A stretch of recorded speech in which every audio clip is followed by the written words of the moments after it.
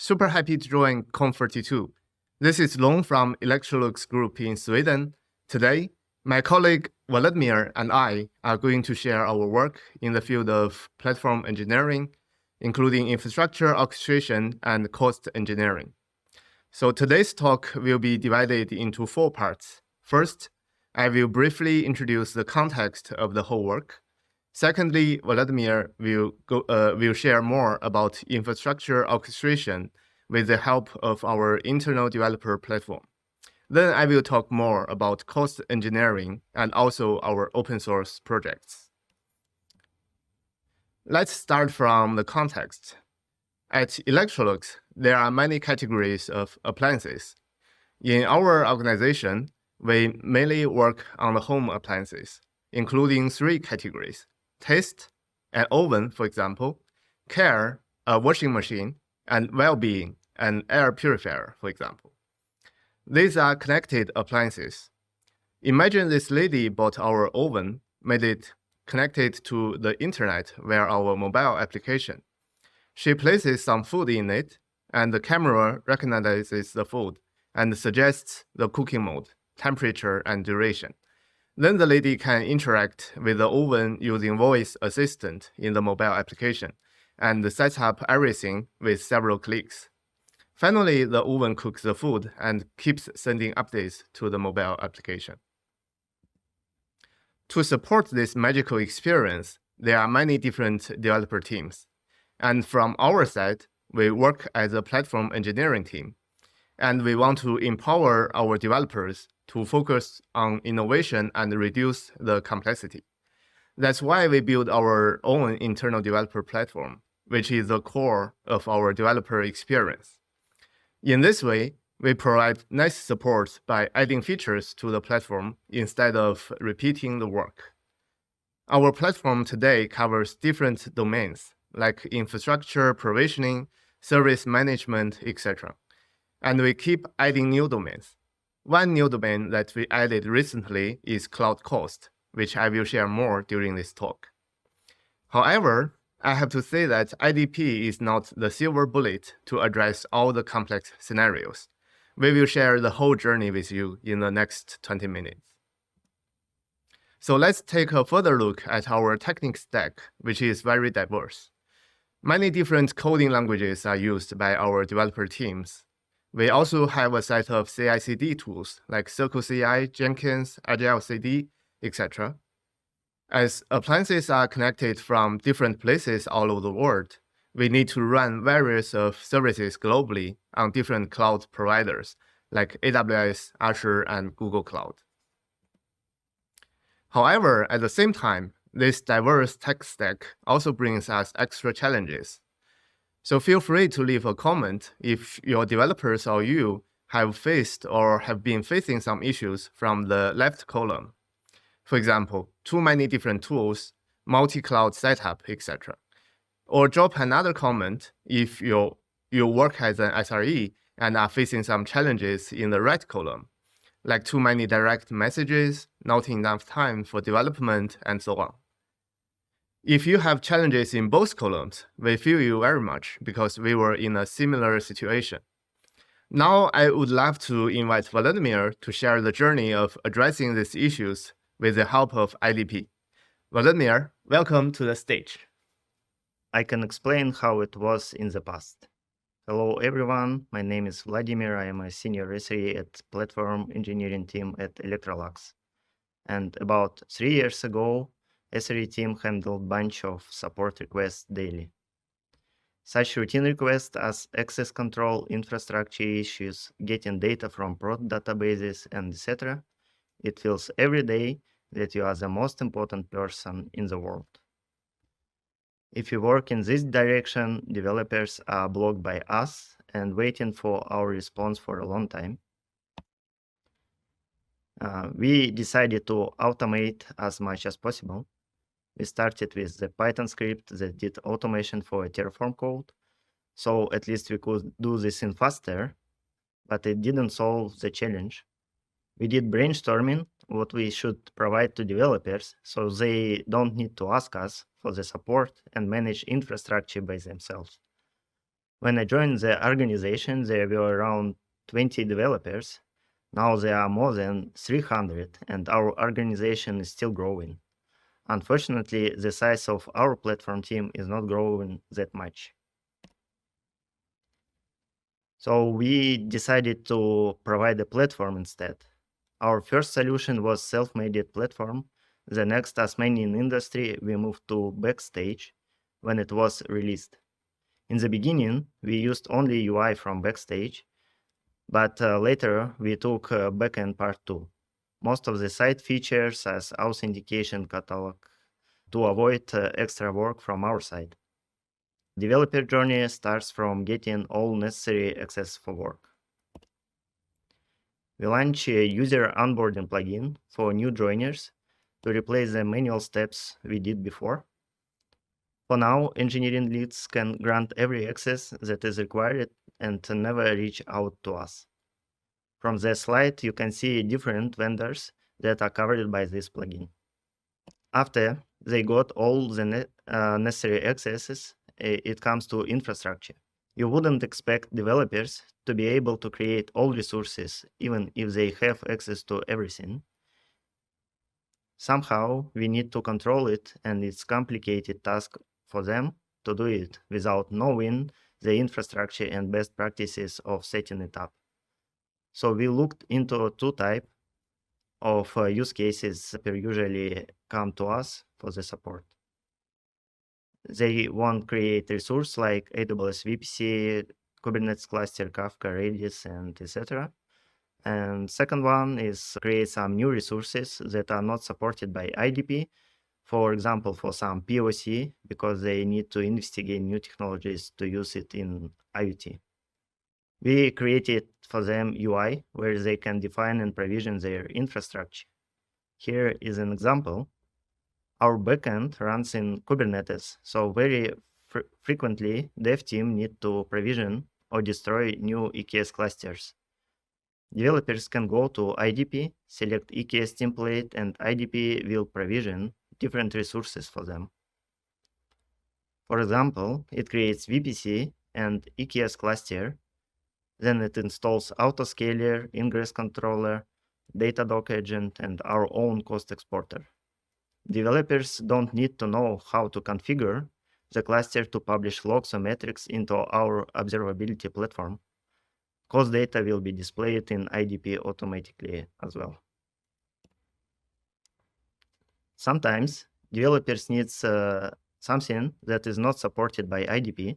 They create their own Terraform modules for provisioning their resources. For example, we don't use DNS configuration so frequent, and there is no need to develop IDP component for that. Any Terraform code still go via IDP, and we keep managing and tracking everything in one place. We already have a bunch of different infrastructure templates that are defined by our team.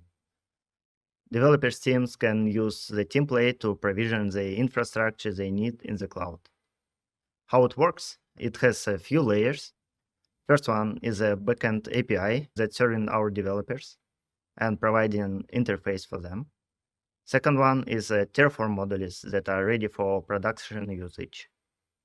And the third one is cloud APIs we use for getting data from cloud, like metadata, or even using for creating resources there. We have versioning of the templates, and if we make some improvements with a new version, the running infrastructure will be updated automatically. Another is very important part of the platform is a service. Developers are deploying it every day, and they need some tool to see the current status of it. We added services to the platform as well. Now they can use different features like CI/CD status, secret lists, images in Docker registry, and manage services in Kubernetes by restarting, killing the pods, and etc. And everything is available in one page. No need to have a direct access to clusters. If they need to roll out change or some specific version of their service, we have manual deployment feature for that. By using IDP, you are getting not only provisioned infrastructure, but also getting more information of how your infra works, and for developer, it was a big change. Once one backend developer shared with me that before infrastructure was like a black box, for him something abstractive, scary, and hard to understand. Starting using IDP, he learned much more simply because we visualized it, ensure that it's tested and safe for developers to use. And he was able to start doing things on his own. Internally and externally, because of the public talks like that one, we started to receive feedbacks that it would be great to have same solution in their companies since everyone facing the same challenges. Meanwhile, we were not already that happy with the support we can provide because we built IDP very customized and it supported only AWS cloud. While people in our organization started to request Google and Azure clouds. We did another brainstorming and ended up with building the open source version that is going soon to replace our current IDP. How it looks like you can see from the video. The first version of our open source project is going to be focused on infrastructure management. How I showed today, and we will add much more features for services, cost, and etc. a bit later on. In summary, we have automated a lot of daily routine tasks and got the time to focus more on developing new features that will be very helpful for everyone. In the next part, my friend Long will explain how we are going to open source it. Long, stage is yours. Okay. Thank you, Vladimir, for the nice presentation. Next, I would like to share more about cost engineering and our open source projects. Before going into the details, let's take a look at an example first. Or maybe a question to you. Does your infrastructure or service burn money? In our case, Electrolux sells appliances to consumers with a fixed price, as shown in the slide. After buying the appliance, the consumer can onboard it to cloud and interact with the appliance using our mobile application. This means both the mobile application and the appliance communicate with our cloud infrastructure, which constantly costs some money. For consumers, they only pay for the fixed price of an appliance. However, for Electrolux, it's crucial to keep track of the cloud cost. In order to better control the cloud cost, we start from collecting the needs from different teams. From the management team, they usually ask the following questions, like what is the total cost of project X? What is the cost trend? How to optimize cloud cost? These questions are usually higher level questions and require cost aggregation from multiple clouds. Then, from developers, they care more about the cost of their own services. For example, what is the correlation between the service usage and cost? And there's also the same kinds of needs in your organization. In many cases, it's true at our organization. However, we also received different feedback from developers. And their answer is, they just don't care about cloud cost. I think I pretty understand this because developers want to focus more on writing code and delivering features. The problem here is that when there is a spike in cloud cost, the management team usually asks to analyze the reason and about how to fix it. Our platform engineering team can take the investigation at the beginning, but we don't know the actual usage of the related cloud resources by developers. Then we have to kick the ball back to developer teams, and at that time, they have to care about cloud cost and take proper actions to control the cost. In order to address these issues, there are two directions. One is multi-cloud cost aggregation, which is helpful for answering high-level questions. For existing solutions, there are some limitations. For example, users might be overwhelmed by the features, and the subscription might not ship, even if you only need several key features. And another direction focuses more on developers' requirements and is related to fine-grained cost breakdown. Each cloud provider usually provides nice tools for analyzing cost, but the limitation is one provider can only support checking its own cloud cost. Users have to switch among different tools when they have multiple cloud costs. So in our organization, we have implemented 2 different products for addressing these limitations. One is called infowallet, an open-source multi-cloud cost aggregation solution, which I will introduce later. And another one is a set of cost metric exporters, which I will introduce in the next slide. So a cost metric exporter is a service that fetches cost information from a cloud provider and transform them into Prometheus metrics. For example, we have AWS Cost Exporter. It uses AWS Cost Exporter APIs to get AWS Cost Explorer APIs to get the cost data from an AWS account regularly. Then expose the data as a Prometheus metric. Then it becomes available for different observability platforms like Grafana and Datadog. There are several benefits of having cost exporters. First, the architecture is vendor neutral because the cloud costs from different cloud providers are finally exposed as metrics. It's extensible as well because you can implement your own cost exporter by following the same steps. These exporters can be deployed into different clusters to make it scalable as well. Furthermore, the ultimate benefit of having cost exporters is now we can have cost metrics displayed on the same dashboard where service metrics are. This is very helpful for developers to understand the correlations between the usage of cloud resources by a service and its total cost. Our cost exporters have been listed on the Prometheus official documentation page. You can find more information via the link on the slide. As mentioned just now, we implemented another product called infowallet, which is a backstage plugin for multi-cloud cost aggregations. To use infowallet, site admins only need to configure a set of integrations. For example, some credentials for their Azure Cloud subscriptions and AWS Cloud accounts. Then infowallet retrieves all the cost data from different cloud providers and aggregates the cost based on the user's needs. This answers the previously mentioned questions, like what is Project X cost in category cloud computing.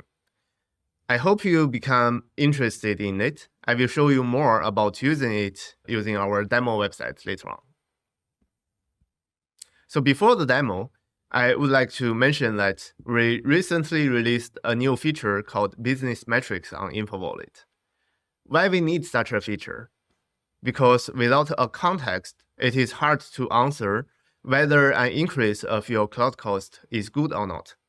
For example, if the number of active users on your platform has doubled, the increase of the related cloud cost is not very high, then it may make sense because the unit cost of one active user might drop. That's why unit economics is a crucial metric to understand the business efficiency. infowallet enables users to fetch metrics from different observability platforms and display them on the same cost graph. Here I have a real story to share.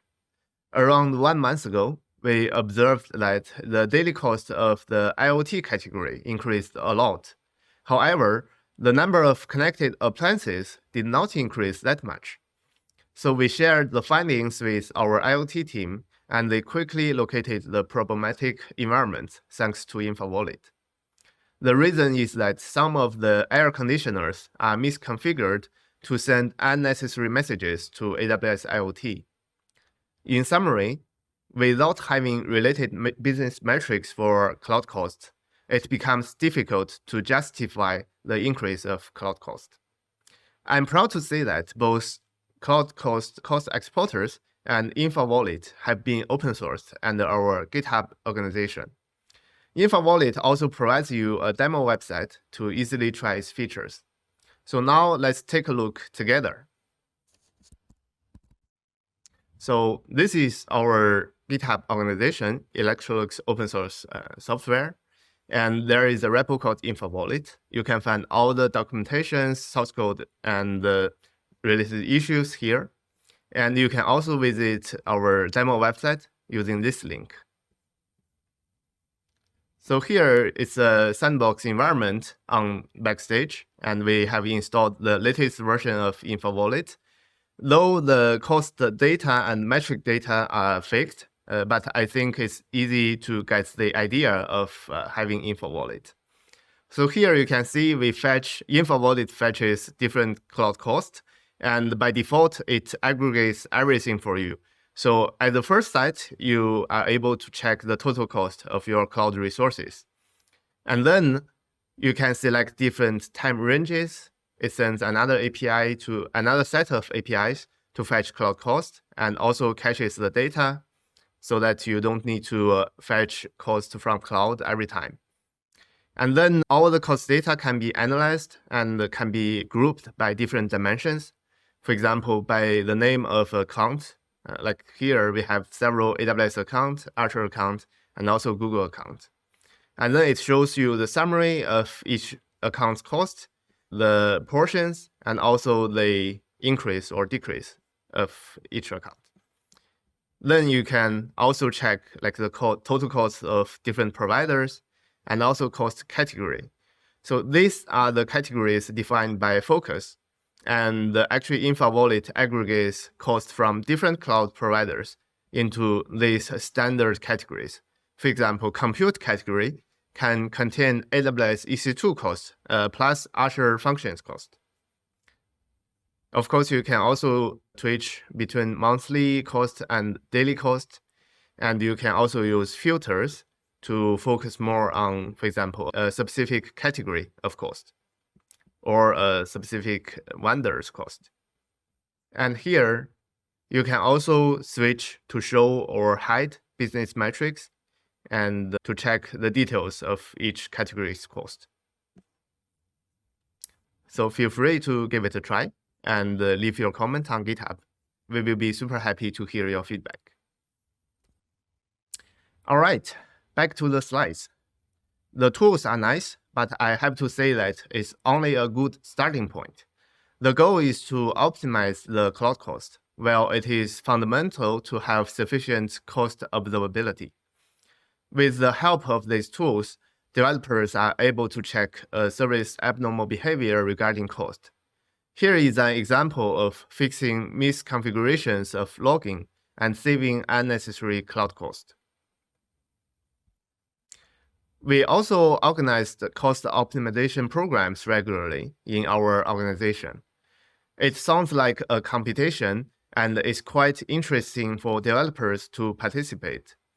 We provide cost observability tools via our IDP, and then developers analyze their cloud costs and propose actions for saving costs.